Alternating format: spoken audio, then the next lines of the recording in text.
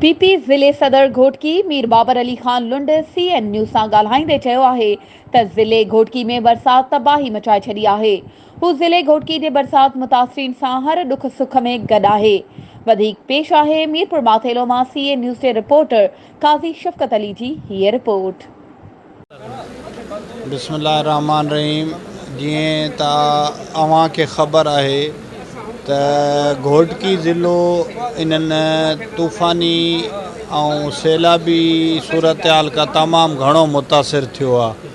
पर घोटकी ज़िले में बि जेकॾहिं तव्हां ॾिसंदा वे त सलम हुअण जी वजह सां, हेठि हुअण जी वजह सां, हे जेको असांजे हयात पिताफ़ी जरवार साहिब ख़ान यारो लुंड हे जेको इलाइक़ो आहे, इन खां अॻिना वेंदे पंहिंजो खुई खेनगी वाई गोटो, इहे इलाइक़ा तमामु घणा मुतासिर। कोई बि ज़रियो वञे ॾिसे त हिन वक़्तु उहे अञा ताईं ॻोठनि में पाणी बीठो आहे। उन खां पोइ असां इहो हुकूमत, पंहिंजी पार्टी हुकूमत उहा वेठी न आहे।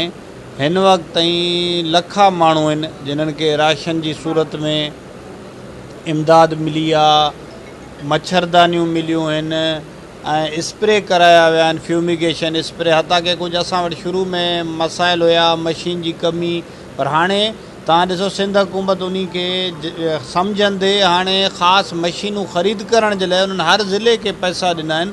त DC खे कयो त बाइख़्तियार तव्हां इहे वठो जेके आहिनि मशीनरी फ्यूमिगेशन ऐं स्प्रे जे लाइ, ऐं उन ते बि कमु हलंदड़ आहे ऐं उहे बि जल्दी इंशाअल्लाह हाणे बि तक़रीबन 50 खां 60% ज़िलो कवर थी वियो आहे। ऐं राशन जी मद में बि इहा छो जो हिकिड़ी कोई सियासत न आहे, हीअ हिकिड़ी निज अवामी मसइलो हुयो, इन जे लाइ असां ख़ामोशी सां ख़िदमत कंदा रहिया आहियूं। हिन वीडियो खे लाइक करे असांजे चैनल खे सब्सक्राइब करियो ऐं हा, उन सां गॾु बेल आइकन खे प्रेस करणु न विसारिजो।